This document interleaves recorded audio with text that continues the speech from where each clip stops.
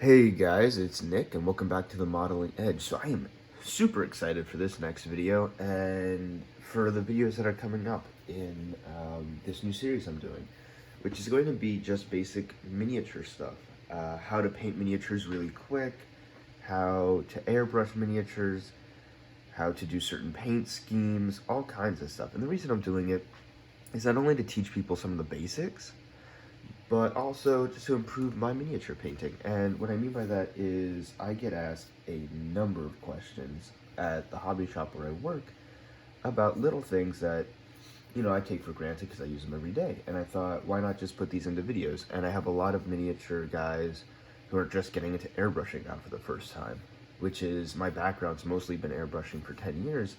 And so it's another skill I never think about. I use it for absolutely everything. And so in this series, we're going to explore all the uses of it. I paint my minis with it sometimes. Other times I basically just base coat my minis or prime them. And that's what guys are looking to do. They want to see if it's going to change their times or finishes. Is it easier than brush painting? In my opinion, it is. So we're going to be doing that with a couple of different miniatures. And by painting quick miniatures, this is something that's not Warhammer, but I do a lot of D&D commissions. And so to paint as many D&D miniatures as I do, I will take a mini like this, and you can check out the ones I've already done on Instagram, and try to keep the paint time to an hour or less without compromising any detail. And so I'm going to teach you guys how to do that as well. But in this very first video, I'm going to be showing you how to do my anodized Space Marine using an airbrush. So this is for miniature guys who have already gotten used to priming with an airbrush, because it's the same basic concept as priming. And for those of you who don't know what anodized means, it is a type of metallic color. Now, this is my most frequently asked question from Warhammer players when they come into the store and see my Marine, is how did I do that? And so today we're just going to do the painting, and then I'm going to teach you guys how to do decaling in a different video, and then we're going to paint this base in a different video, because decaling and base painting, especially when it's a pre-carved base or pre-molded base, are basic skills that, people ask me about. How do you base stuff? How do you decal? Water slides are not intimidating. So this guy is a quick build mini. He's a quick build Primaris Intercessor. No, not Intercessor. Maybe just a Marine. But I do have the Indomitus decal sheet, so we'll be using this for the most part. And first things first. Oh, before I do anything else, anodized, for those of you that don't know, the metallic color is what's on this Zaku 2 right here. And so you see if I move it, it is a super shiny metal. And I did a Dark Angel in it. This guy's obviously going to be an Ultramarine, just because, I don't know, I've never done one anodized. Now, all these minis, this guy's going to appear a little bit later because I'm using it for 3 videos, like I said, but every mini I do in this series will be available now in my Etsy store for purchase if you just want a quick reference, or if you just want to support the channel, that would be really great. So he'll take a little bit longer because I'm going to use him for a lot of stuff. But all the minis I paint, whether it's the D&D ones, the Necron, other Intercessors, any 40k stuff, all my miniatures, they're going to be in my Etsy store. And I will leave a link to that in the description below. So sorry for the long intro, but let's press on. Now, first things first, you want to do when using an airbrush, it is different than brush painting, obviously in a lot of ways, but the biggest way, and this is another really common question I get, is how do you do it? Even with quick build minis, I do not build a miniature before I airbrush them. That makes it super hard to do stuff, certain things. Anodizing is one of those things. However, I do have a miniature coming in that's already built and primed. I'm going to teach you how to anodize one of those in case you're trading with friends and you don't know how to strip, or you don't want to strip stuff or break it. But for this, I was able to just get it off the sprues nice and clean, and I use toothpicks to mount all my stuff. I either will just plug them into the easy, quick build molds, or for other pieces like the head, you have to drill them. And so for this, you do require a mini pin vise. Now, when I was a kid, I just used X-Acto knives to kind of get close, but this will really change how you do things and how quick it is. And you just pick a spot on the mini, and you're just going to start drilling. And the reason for that is it's just easier to mount. Now, the reason I say that is some guys use blue tack. I use blue tack on my model kits. It is incredibly clingy, And so for something so small with so few points, it's going to just get in the way of the paint. Other guys also super glue their stuff onto things and just cut those parts off at the end of the paint procedure. I've done that. It works really well too. So all of those are viable options. For this video, I'm just doing what I started doing a long time ago, which is the fastest and easiest for me, which is just drilling holes in the miniature. So got a nice little hole in the head. And then just stick it on a toothpick. Oh, that hole could be a little bit deeper. Also, a lot of Warhammer guys will be split 50-50 in the store on whether or not they drill out their gun barrels and why you would do that. So, twofer with the pin vise. Again, you will need a pin vise to do that as well. But it's the same basic thing. You're just going to drill a hole, only this time you're not using it to mount a toothpick into. Oop, broke that toothpick.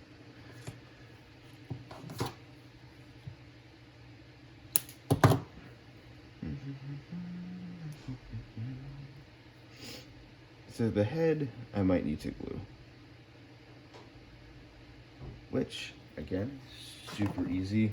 And that's only because, well, for other parts I can go really deep. If I go too deep with the head, I risk breaking that support bracket. And if I do that, that is just going to be a mess later. So, nice and simple. Just put some super glue on the end of the toothpick. Keep it in place. That'll cure. And then when everything's done, we just cut that off. So he's mounted. And for the gun barrels, some people just paint over these. I choose not to. It helps to be, just in my opinion, make it look a little realistic, especially because the new Primara stuff has recessed cooling holes in the barrel and recessed ejection ports for the shells. So it's just kind of odd that they wouldn't do the barrels as well. Now, all you're going to do is pick a point, and the hardest part about using a pin vise is keeping it straight for that initial drilling, and then you're off to the races. Now, I've seen people paint these flat instead of drill.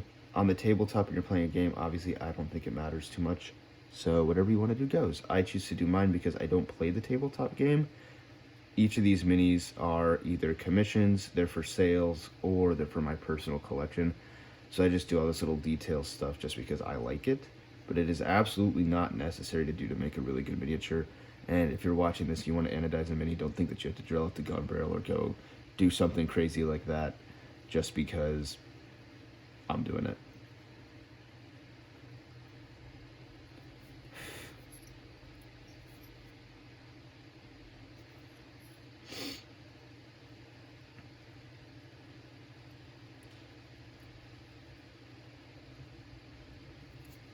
Alrighty, and there you go. A little off center, but we got it. So now that everything's mounted, we go into the actual airbrushing phase. Okay, so in the actual airbrushing phase, a couple of things that are important. I'm sorry for the mess.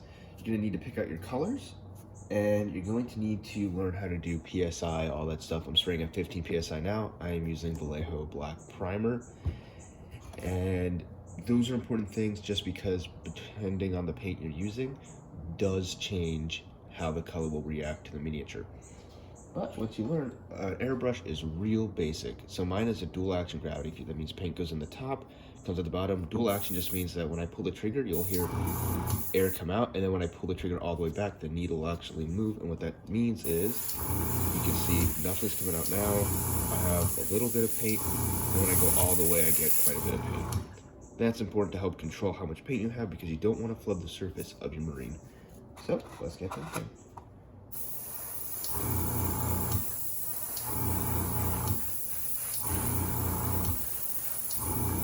Now I spray fairly close to my minis. You can spray further away, but since this is not like spray paint, there's no release agent or accelerant or anything, or not release agent, but reducer or accelerant in the paint. You can get pretty close, and since the PSI is a lot lower than what you would get out of a can, you can be quite up close to it while maintaining a very thin coat. So I wouldn't spray paint this close to anything ever, of course.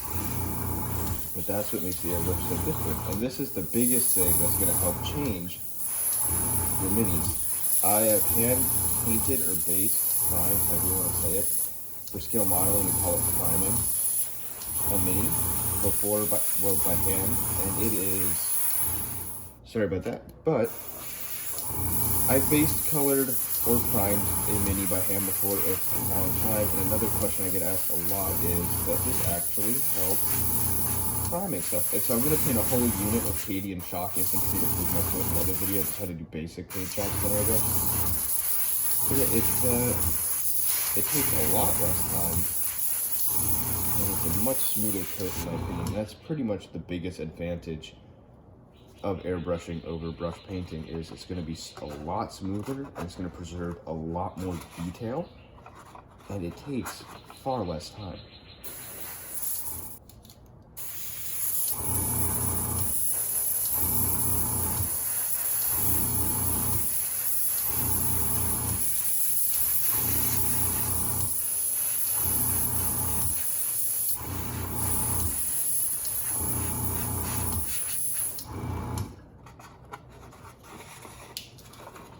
So we've been painting for about a minute now, and we are pretty much done. And as you can see, the cocktail sticks help because it allows me to get a pretty clear shot of most of the miniature.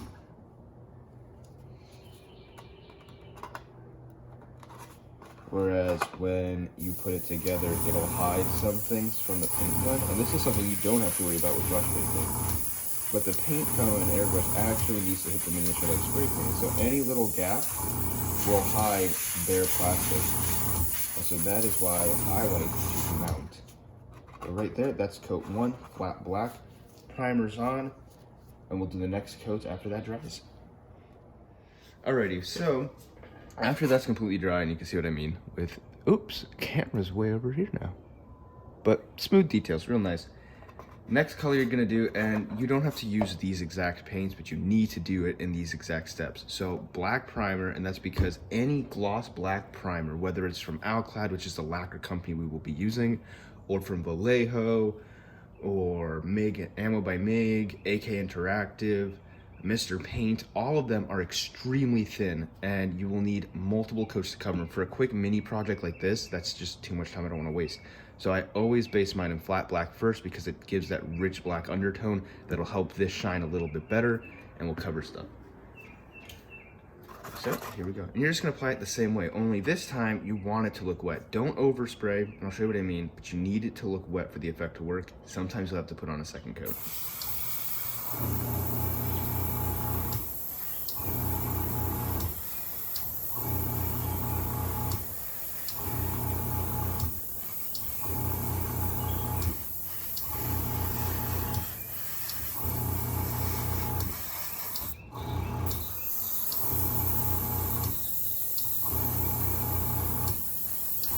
Also with doing these, I find it helps to go full choke, and that's what I mean. So when this dries in 15 minutes, if it doesn't look like that, you will need a second coat. It has to look wet when you're done.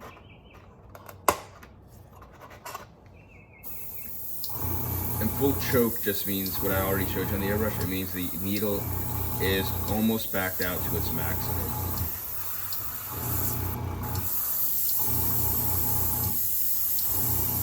Now this is more like spray painting, so be careful not to, like I said, choke it and flood it up, but you're gonna need that extra.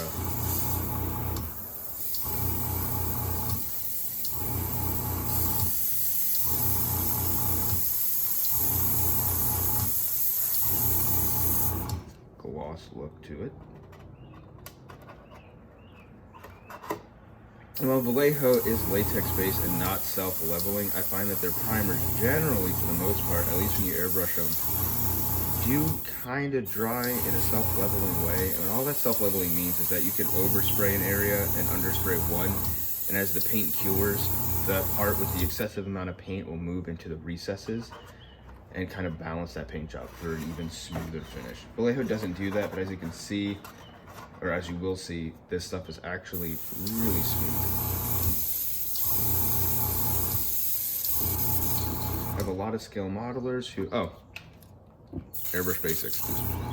So when you run out of paint, why I like using an airbrush is you don't buy more paint. You just, again, top down, a few drops. That's also why most paint companies use dropper bottles. It makes airbrushing and palette painting so much easier instead of using like Citadel's pots.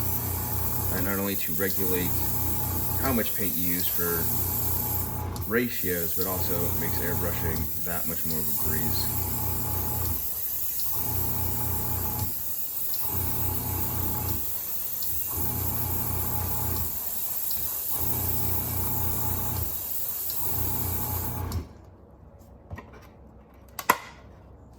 Boom, primed. So here's one of the most important things about airbrushing. And because the paints I'm going to use to anodize him are lacquer and those are acrylic, it's even more important. But you have to clean your airbrush out after every time you use it, after every color. If you're going from black to dark gray and you want to like do a cool blend, you can do that. But for anything else, you gotta clean it. And so here's the basics. Mine is a Grex Tritium. It's a more expensive, really wonky airbrush. So this will differ for every airbrush that you have. You just gotta make sure you know how to take it apart. For this one, to clean it, it's actually just gonna be a flush. So it's not a full clean, it's just a flush, and I always flush, doesn't matter what type of airbrush I have, between colors. A full clean would require me to take apart this whole airbrush and disassemble it down to all 34 separate components and clean each one individually, which I need to do because it's really grody. But in between colors, a flush is quick, and all you're gonna use is tap water. So unscrew. For me, it's two parts, mostly is you have your actual nozzle cap where the paint comes out, and then you'll have the nozzle itself, if I can get that on camera, which controls the angle of spray. And then this is the actual needle nozzle. That's important, very hard to wrench out without breaking. Chuck is held on, or then the needle's held into the chuck by a simple screw. Take that off so that way you can move the needle freely. You can see there's paint on it. You're just gonna wash that paint off. And what a flush is exactly what it sounds like. You're just running water or solvent. For me, it's water because acrylics are water-based. Through the entirety of the airbrush, and you can see the water that comes out of the nozzle will be, black. Needle helps push dry particles, so paint will dry in the airbrush, and so you gotta just work it out. And hopefully you can see there in the sink to the bottom left, all those dots are not just like dots of paint, that's actually dried latex from the Vallejo colors. And that's what you're trying to clear. You have to clear that out before you can put lacquer in it. The reason for that is lacquer will react to acrylic in a way that creates a gel, and then it'll shut down your whole airbrush for a good part of an hour when you'll have to take it apart and completely reclean it. But as far as the flush goes, that's it. And so now I gotta go through and dry this, but we are ready to run lacquers through it. You just take a paper towel, some Q-tips, get all that water out of there. Paint's gonna sit up in here. And for a full clean, you would take this off and just run pipe cleaners all the way through it. I'll show you how to do that at another time. Okay, so these are the results you want. See, if I can get my camera to focus. Catches the light pretty well. So the next step is using lacquer paints now. We're going to use Alclad Chrome. They're the best lacquer metallics I've ever seen. Now, of course, Spastics makes a line of this. Createx makes a line of this. Acrylic versions would be Vallejo's Metal Color, Metalizer, Model Master Metalizer, which I believe is an enamel. True Metal by AK Interactive, and a couple others. But I use Alclad. It's just my personal favorite, but I'm just saying you don't have to use it if you don't want to. However, lacquers are really corrosive, really serious paint. You need special thinner for them. They are solvent-based, and because of that, they are super thin and mostly self-leveling. And so for this, less is more when it comes to doing metallic finishes. So I don't want to just flood this piece with metal. It's just going to be a light dusting with the chrome. Now, of course, you can go heavier if you want a more complete chrome look. However, you will run the risk of turning it silver. Because when it comes to metallics like this, the thing that gives it that shine is the gloss black underneath it. So you're going to go real careful. Again, I've been spraying at 15 psi this whole time. For some lacquers, if you really wanted to, you could go as low as 10. although I don't recommend it. And so there you go. That is how I do chrome. Now I will spray the rest of this guy and we'll get into anodizing real quick so you can see it on a larger scale.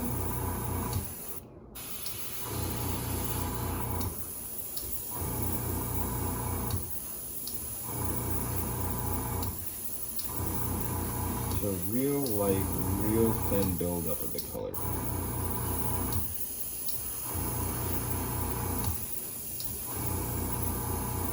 It's going to leave a lot of dark shadows, and again, that's good for chrome. Because when you look at something chrome in the shadows, just think about it like if you're looking at anything metal. It doesn't have to be chrome, could be aluminium, sheets, could be anything. If you put it in the shadows, it looks black because it's only reflective and it's reflecting light, right? Well, miniatures are the same way. Now, some Warhammer guys are a big fan of non-metal metallics because then you can control this and obviously have it like the miniatures with a constant light source. So if that's your thing, then anodizing a mini is not for you, because this will look black and lose all of that chrome work instantaneously when it's not in light. Now for me, that is a big thing that I like about these, because it adds again to that natural metal look. However, it's up to you. So like I said, there's the chrome marine now, before we anodize him. And that's how you do that. It's real simple, and you can only do this with an airbrush. I haven't found any metallics that work this well with a brush. So I'm gonna do the rest of him, and then we'll get into anodizing. Alrighty, so now the final part, actually anodizing. And anodizing is just a fancy way of saying metallic. And the difference is most metallic coats, you can actually see pearl or metal flakes in there like on a car. On this one, it's gonna be completely smooth. And for that, I am using Tamiya X23 Clear Blue. Tamiya's clear colors are not only the most readily available for me, but my personal favorites. You could use any blue color you wanted. And we're just going to put this over the chrome. Now, just go light at first, because you're going to take time to build up that anodized look.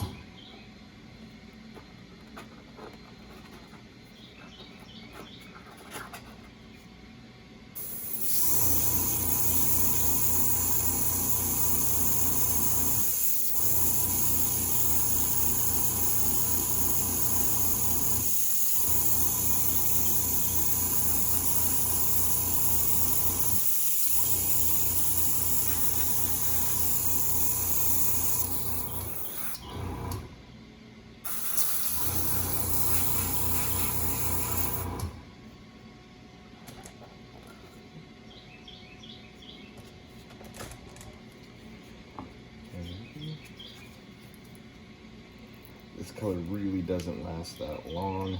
Also, it helps if you have a wider nozzle. I'm using a 5mm, that's pretty wide. I upped the PSI. The reason for that is it's a pretty thick paint, so you don't thin it. But we're also probably going to change to a fan nozzle, if I can find one. Which of course I can't right now, but, oh, found it.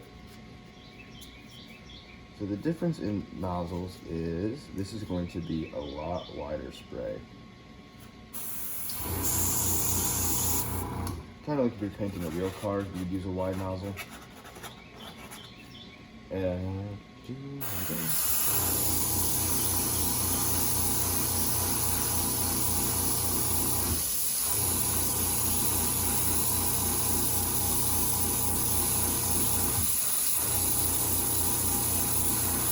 now you'll see a lot of like dried paint coming off the brush here. That is because of a lot of issues. The side could be too high, too low. Could be paint on the nozzle already drying. generally speaking, to me clears don't have to be thin to become a leather colors, so I probably should have put this one before the video.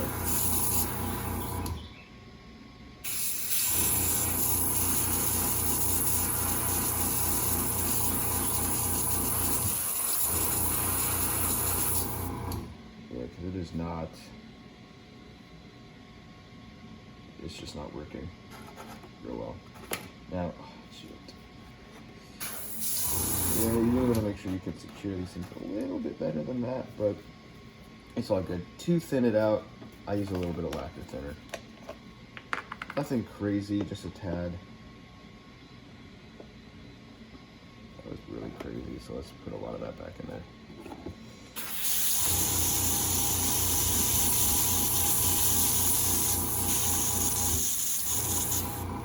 And that just makes it spray. So thinner, when using airbrushing, helps it flow. And you'll hear that term, flow improver. Flow improver prevents this from drying on the nozzle. Stuff like that.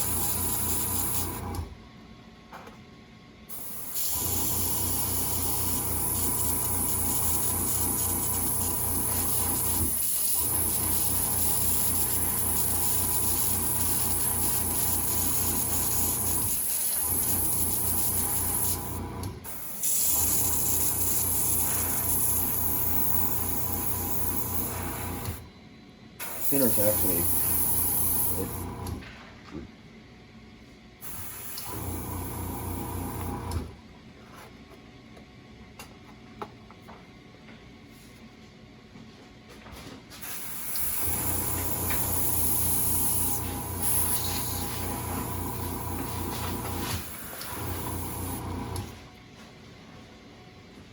alrighty, finally. So he's anodized, and this is what anodized looks like. You could please get it to focus. So to smooth all that out, all that shine, and to get it nice and protected, we're going to apply a gloss coat. Aqua Gloss Clear is what we're using. This is the single most important step of any miniature. And I can't stress that enough, it's a question I get asked so much. If you're doing any weathering, panel lining, if you're gonna do a wash on this guy, if you're gonna put decals on, we're gonna do all that in the next video, which is detail painting. Gloss coats are important because it protects the paint underneath and allows all those things to flow and allows the decal solution to move around, which makes them look like paint and sit down. It's very important when you're putting a decal over something so round. And why Aqua Gloss? Is because it is super shiny. It's made from metallics. Okay. I'm just gonna really put it on there. And this will take some time to cure. For some reason, my needle is not all the way through, or it could be that I forgot to, which I did, drop the PSI. And so that's the difference. That is a lot of the material coming out. There's what it is. Now, of course, you drop the PSI, you have more control, and we'll get into that in one of my other videos about why different PSIs, why more control matters for what.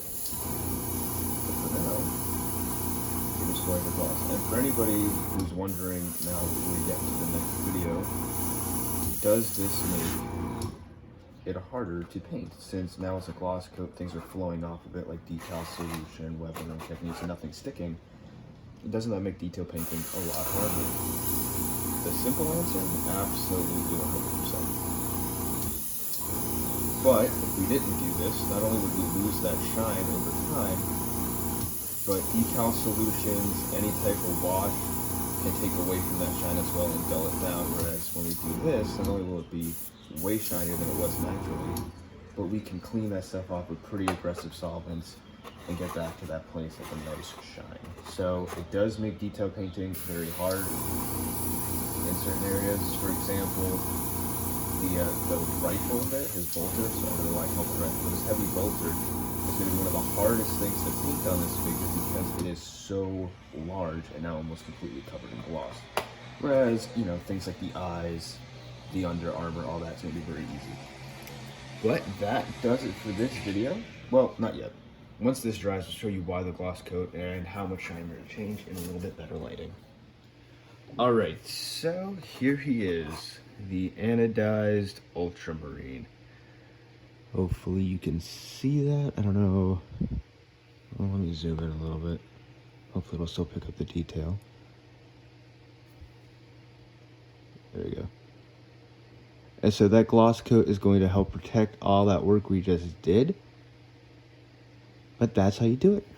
Sorry the video was so long, but in reality, if you go back and watch it and just break it up, it's a few easy steps. You know, just learn how to use the airbrush a little bit more and you'll get it. It's literally flat black, gloss black, chrome, clear coat color. So stay tuned for the next video in this series where I will be detail painting. I'm just showing you how I paint through all the gloss, my own choices for painting, colors I use, tools I use, that kind of thing, if you're interested. If not, and this is all you needed, hopefully this helps you paint anodized marines for your games or your armies. Thank you so much for watching. Please give it a like if you enjoyed the content, or let me know in the comments below if there's anything else you would like to see me do with miniatures that I could add to this series. As always, thank you for the support, and I will see you next time.